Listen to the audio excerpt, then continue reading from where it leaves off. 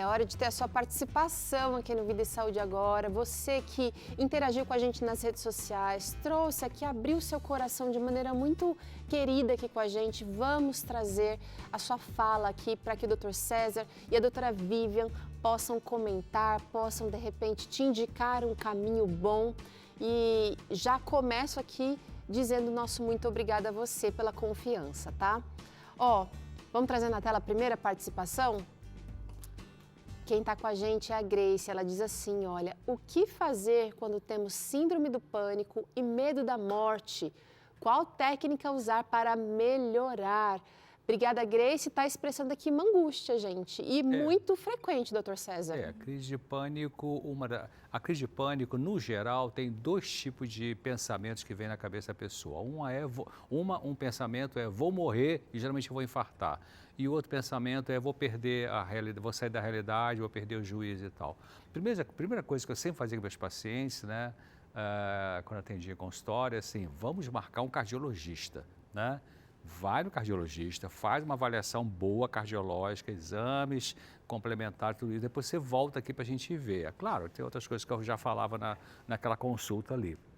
Porque depois que a pessoa volta, e aí, o que o cardiologista disse? Ele falou que tudo bem, fez eletro, fez ergometria, fez, enfim, teste de ergométrica e tal, e está tudo bem. Então, da próxima vez que vier o pensamento, vou morrer de ataque cardíaco, você lembra do que o cardiologista te falou, né? Então, é uma forma de combater os pensamentos catastróficos que vêm na cabeça da pessoa que tem uma ansiedade alta manifestada pela crise de pânico, né? E medo de morte, né, Vivi? E quando a gente fala, por exemplo, da questão do medo, da morte, esse é um medo, é uma angústia inata do ser humano. Angústia existencial. A gente não foi feito para a morte.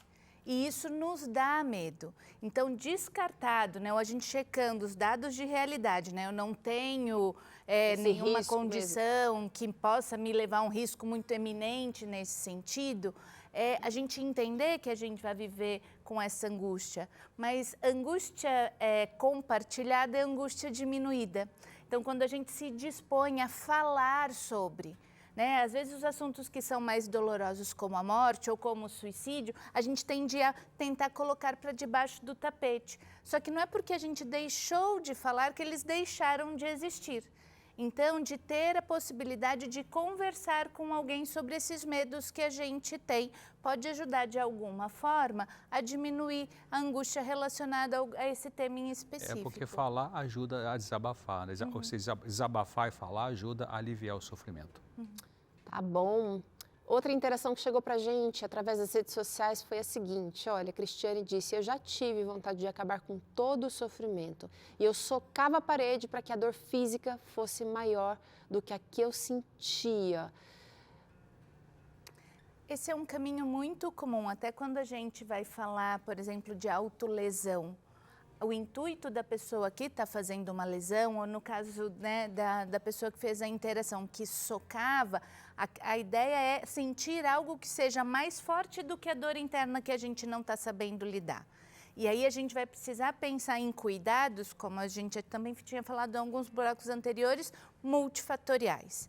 Então, a gente vai precisar pensar e procurar a ajuda de um médico, de um especialista, para a gente pensar, porque podem ter hormônios que alteram a nossa percepção, os nossos humores, a nossa irritação, e esse pode ser um tipo de cuidado. Eu procurar um profissional da saúde mental, um psicólogo, é um caminho para a gente também ter esse tipo de cuidado para ajudar a diminuir essa dor interna, para que ela não precise ser colocada de forma externa, mas a gente também pensar em como é que a gente vai promover saúde. Então, as causas são multifatoriais, o cuidado também vai precisar. Então alimentação, vai ter nutrição, sono, exercício físico, isso a gente não vai ter como não olhar também.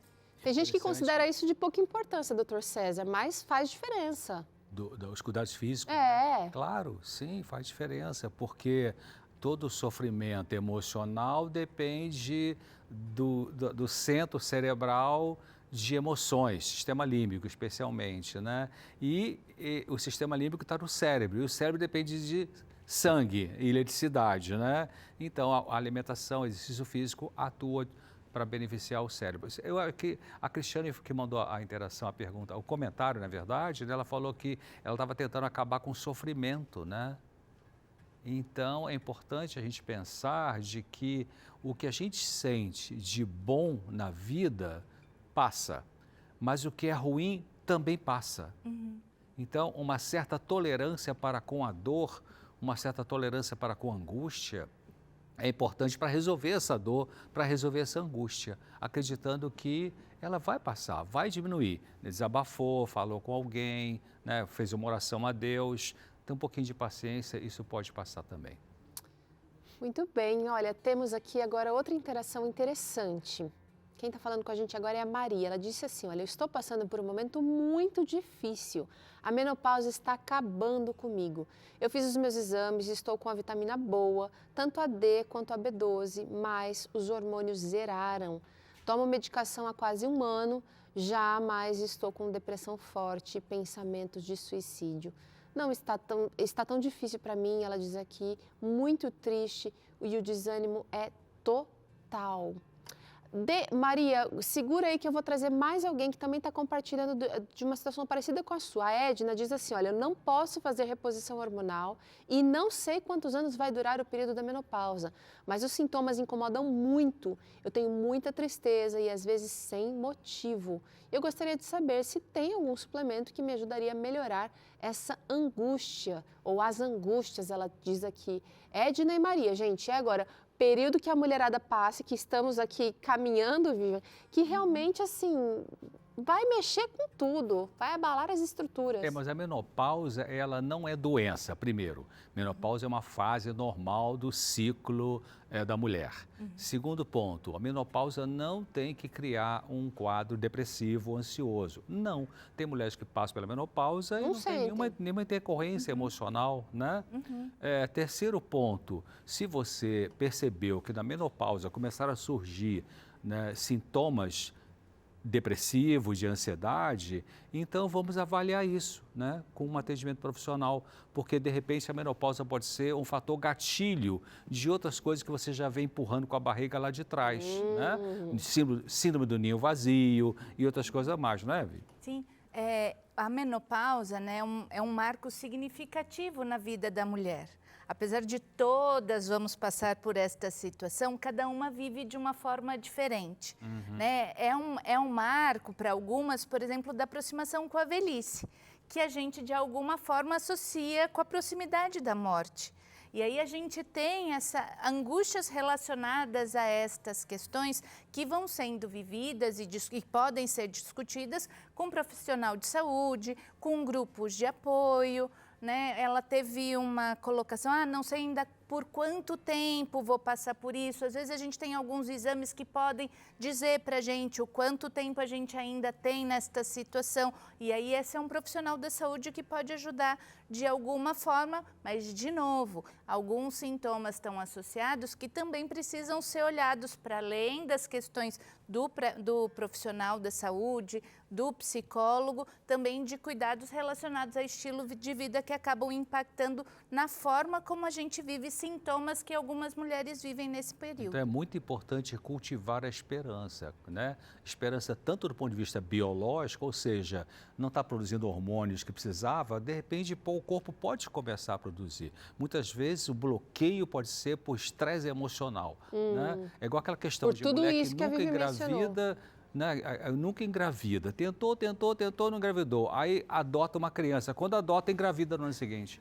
Então, sabe, tem que pensar nesse lado emocional. Agora, a Maria menciona que já está tomando remédio há 1 ano e não sentiu diferença. De repente, compensa uma revisão, né, doutor César? Sim, claro, tem que fazer uma revisão, né, ter um médico que vai ser bem eficaz naquele tratamento, né? E tem gente que nessa fase da vida faz mudanças muito importantes. Vou citar minha mãe aqui mais uma vez.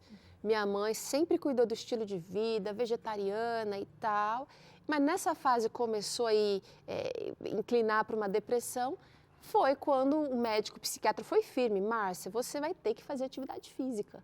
E ela se tornou corredora e fez uma total diferença na vida dela. Então, algumas mudanças importantes que a gente acaba, né, vai levando, eu sou saudável e tal, não tem necessidade, acontecem quando vem essa força maior aí ameaçando a nossa saúde. Estudos já mostraram que pessoas com quadro depressivo, que faz psicoterapia, às vezes usa medicação ou não, e atividade física, melhora mais rápido do que aqueles que fazem só a medicação ou só a psicoterapia. O desafio o desafio realmente é sair da cama para caminhar quem está deprimido, né? Mas é um esforço, tem que fazer esse sacrifício para depois ter o resultado positivo, né?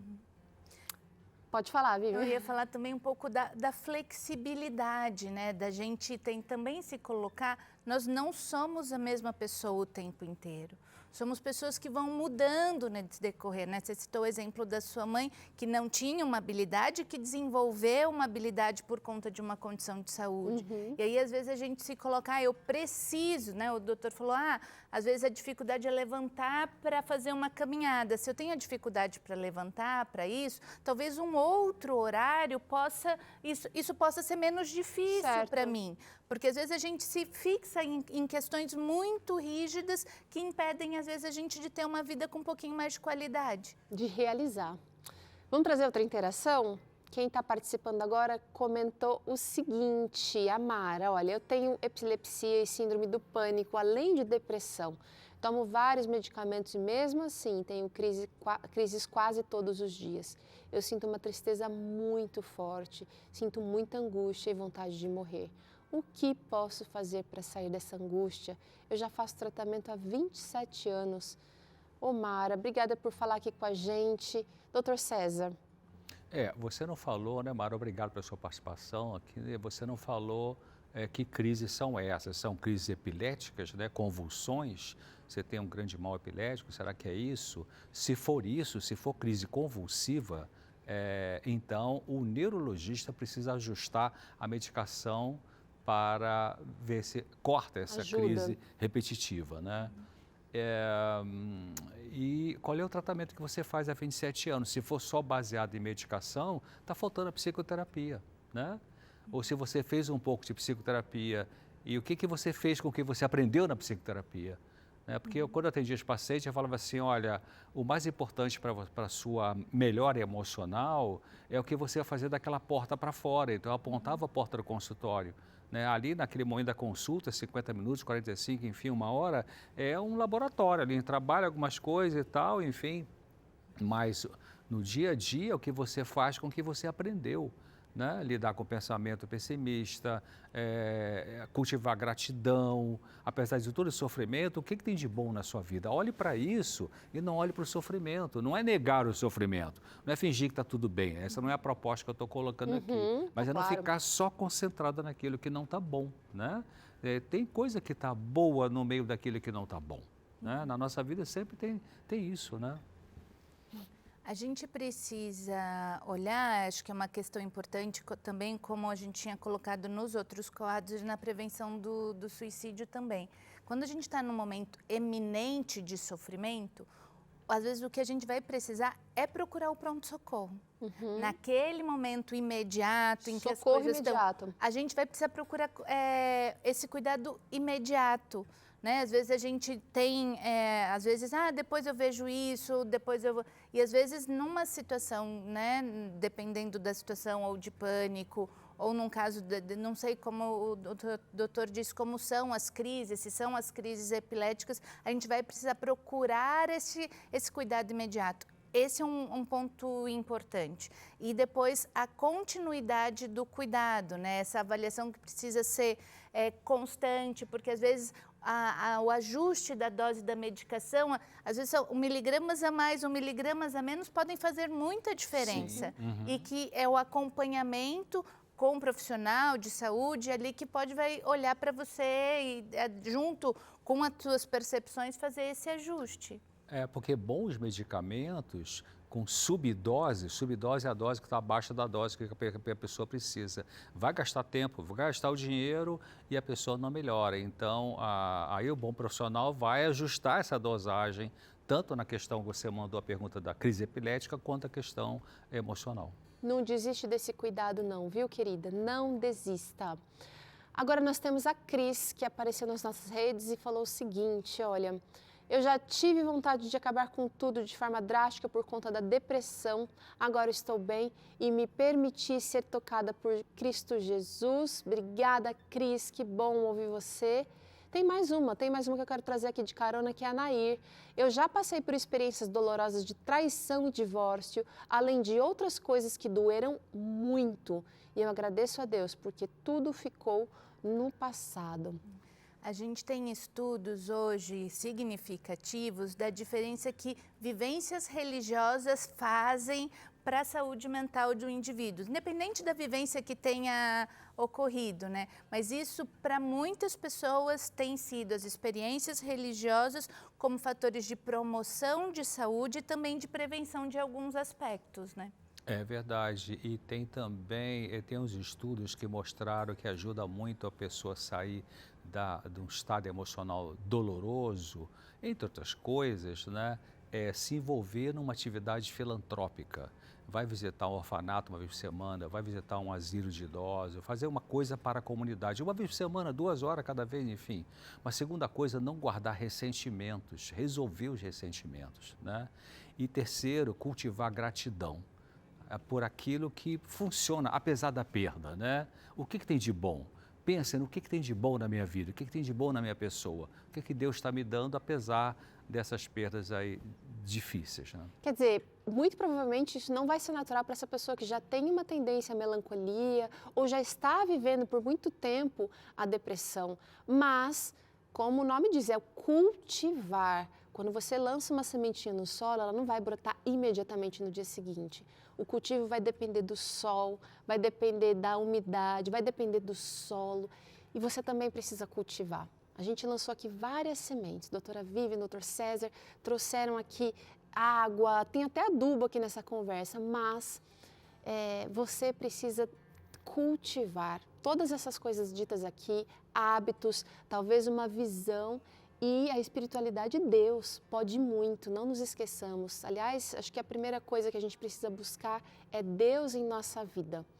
E a informação também tem transformado, né, gente? A gente precisa agradecer porque realmente as campanhas, os profissionais falando mais abertamente do que só ficava no consultório, né, doutor César, tem feito diferença. Muitos estudos científicos, já vi o pessoal falar sobre isso, mas eu quero reforçar isso, mostraram que as pessoas que têm uma fé religiosa, que têm um desenvolvimento da espiritualidade, frequentam uma comunidade religiosa, elas conseguem sair com menos complicação de doenças, de dependência química, de vários sofrimentos mentais. É verdade.